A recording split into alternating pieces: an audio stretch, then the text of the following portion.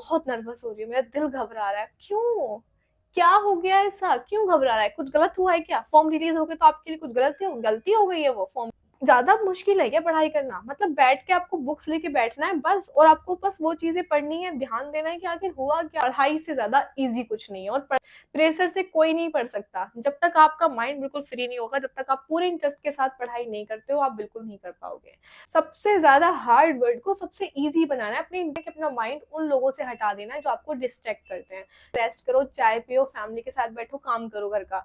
उसके बाद जब शाम आती है, शाम के बाद आपने जो भी पूरे दिन नोट्स बनाए हैं, 7 से या 8 बजे भी आप फ्री होते हो, 2 घंटे में आप अच्छे से रिवाइज कर लोगे। पूरे सच्चे दिल से, लगन से आप अपने अच्छे से नोट्स लेके बैठ जाओ और पढ़ो कि हमने क्या पढ़ा है। दिल से भाई इसने कैसे एग्जाम क्लियर कर दिया, भाई ये कैसे इतना आगे तक पहुंच गया, ताकि लोग आपसे इंस्पायर हो कि हाँ उसने वैसा किया, हम भी वैसा ही करेंगे। आपके यूपीएससी नेट के एग्जाम में 2 महीने भी बाकी नहीं है, और आपका सिलेबस बेइंतहा पड़ा है आपके सर पर। उसे कैसे कंप्लीट करना है, कैसे अपनी प्रिपरेशन करनी है, कैसे पीवाईक्यू आपको सॉल्व करनी है, एमसीक्यू प्रैक्टिस कब करनी है, रिवीजन कब करना है, नोट्स कैसे बनाने हैं, और क्या रूटीन रखना है, किस टाइम आपको पढ़ना है, कैसे इन 2 महीने में अपना पूरा syllabus with notes, with revision, with MCQ practice complete करना है।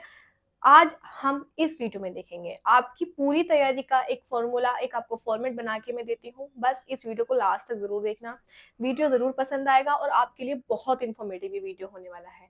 जैसा कि आपका एग्जाम 6 जून को कंडक्ट कराया जाएगा, और 6 जून को आपको मुझे गिफ्ट देना है, अपना एग्जाम बहुत ही अच्छे से देकर, बिना किसी नर्वसनेस के, बिना किसी टेंशन के, बहुत ही अच्छे से अपना एग्जाम देकर मुझे आपको ये गिफ्ट देना है। क्यों? क्योंकि 6 जून जो कि मेरे लिए बहुत ही इंपॉर्टेंट दिन है, क्योंकि मैं उस दिन मेरा बर्थडे है, उस दिन मैं इस दुनिया में आई थी। तो 6 जून मेरे लिए बहुत इंपॉर्टेंट है। तो मैं चाहती हूँ कि 6 जून को आप मुझे एक बर्थडे गिफ्ट दे, एक बहुत ही अच्छे से, बिना नर्वसनेस के, बिना किसी टेंशन के आप वो एग्जाम दे। और ये माइंड में रखें कि हाँ, जब हम इस एग्जाम को क्लियर करके बाहर निकलेंगे तो तानिया दी को मैसेज करना है, डीएम करना है कि तानिया दी हमारा एग्जाम बहुत अच्छा गया, और आपको ये मुझे आपको ये मुझे कमेंट करना है, ताकि मैं बहुत अच्छा फील करूं कि बच्चों से जो मैंने रिक्वेस्ट की थी, जो भी मैंने मांगा था, आप लोगों ने मुझे दिया। तो मुझे अपने बर्थडे पे आपसे एक गिफ्ट चाहिए कि आपको टेंशन नहीं लेनी है, कोई नर्वसनेस नहीं होनी चाहिए, आप बहुत अच्छे से एग्जाम दें। हाँ, इस वीडियो को जरूर देखना लास्ट तक, ताकि मैं आपको एक पूरा फॉर्मेट बता सकूं कि आपको कैसे कैसे पढ़ाई करनी है, कैसे इन दोनों महीने में अपने नोट्स के साथ अपनी प्रिपरेशन करनी है। तो वीडियो को स्टार्ट करते हैं। तो मेरा नाम तानिया खान सैफी है, और मैं बीएससी नर्सिंग कर रही हूँ। अपना मेरा 4th सेमेस्टर चल रहा है, और मैं प्राइवेट कॉलेज से बीएससी नर्सिंग कर रही हूँ। तो जैसा कि मुझे बहुत सारे बच्चे पहले से ही जानते हैं, उनका बहुत बहुत हार्दिक स्वागत है मेरे इस चैनल पे। और जो नए बच्चे आए हैं उनका तो उससे भी ज्यादा हार्दिक स्वागत है, और नए बच्चों के लिए अलग से वेलकम है। जो भी नए बच्चे हैं वो कमेंट में हार्ट दें और बोलें कि हाँ, हम न्यू सब्सक्राइबर्स हैं। वीडियो को लाइक भी कर देना, चैनल को सब्सक्राइब कर देना। पूरी इंफॉर्मेशन आपके एग्जाम से रिलेटेड, एग्जाम ले लेंगे, एग्जाम देने के बाद आपके जब बीएससी नर्सिंग में एडमिशन लेंगे, आपके सेमेस्टर एग्जाम से रिलेटेड सारी इंफॉर्मेशन, सभी कुछ आपको इस चैनल पर मिलता रहेगा। सारी गाइडेंस मिलेगी, और सारी कुछ चीजें, आपके जितने भी डाउट्स होते हैं, प्रॉब्लम्स होते हैं, सभी कुछ क्लियर हो जाएंगे। तो वीडियो को स्टार्ट करें। अब हम बात करते हैं इन 60 दिन में आप कैसे कवर करें अपना सिलेबस।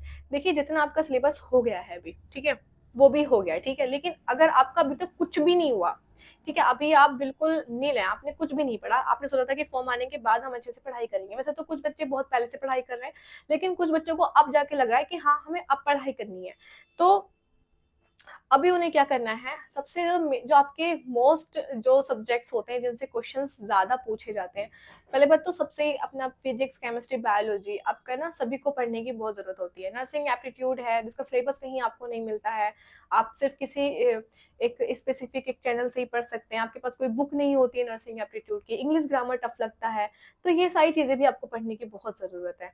ठीक है, तो सारा ही सब्जेक्ट्स आपको कवर करने हैं। तो बात करते हैं सबसे पहले कि आपको पूरे दिन में ये 5 सब्जेक्ट कैसे पढ़ने हैं। ठीक है, देखिए, डिफिकल्ट तो बहुत होता है, आपको पूरे पूरे दिन पढ़ाई करनी पड़ेगी। मैं भी पूरा पूरा दिन पढ़ती थी।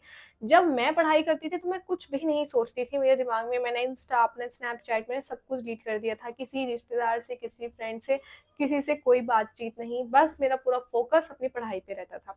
और जब आप पढ़ाई करने लग जाते हैं ना पूरे इंटरेस्ट के साथ, तो आप ऑलरेडी सारी चीजों को भूल जाते हो। बस करना इतना है कि अपना माइंड उन लोगों से हटा देना है जो आपको डिस्ट्रैक्ट करते हैं, जो आपको डिमोटिवेट करते हैं कि कुछ नहीं रखा बीएससी नर्सिंग में, नर्स के ही आप पोस्ट पे काम कर पाओगे, कुछ भी नहीं है। तो उन लोगों की बातों में नहीं आना है।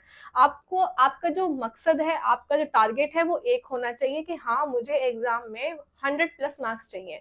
बस ये सोच लो और लग जाओ तैयारी में।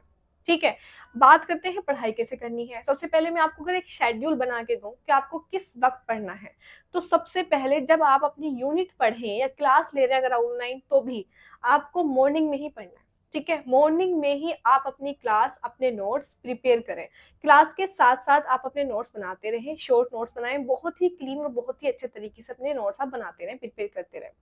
तीनों सब्जेक्ट्स फिजिक्स, केमिस्ट्री, बायोलॉजी, जो भी एक एक यूनिट आपको पढ़नी है वो आप अपनी मॉर्निंग में पढ़ें। ये तो हो गई उन बच्चों की बात जो क्लासेस लेते हैं, क्योंकि बैक टू बैक आपके हर सब्जेक्ट की क्लास लगती जाती है, आप अपना प्रिपेयर करते जाते हो नोट्स। अगर आप बैच से नहीं पढ़ते हैं तब आपके लिए एक चीज मैं बोलना चाहती हूँ कि आपका जो सिलेबस है 11th और 12th, ठीक है, आप अपनी बायोलॉजी की बुक उठा लो, एक यूनिट डेली पढ़ो।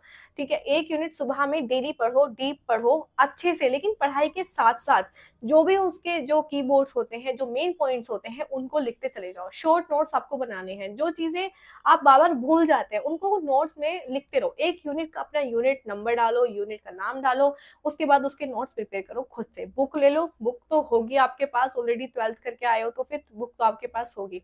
पूरी यूनिट के अपने नोट्स बना लेने हैं। वो आपकी यूनिट हो जाएगी 1 से 2 घंटे में कंप्लीट। जब वो 1 से 2 घंटे में कंप्लीट हो जाएगी, उसके बाद फिर आप उठा लेना अपनी केमिस्ट्री की कोई यूनिट। ठीक है, केमिस्ट्री को पढ़ने के लिए आपको दूसरे पर्सन की जरूरत पड़ती है, आपको टीचर की जरूरत पड़ती है।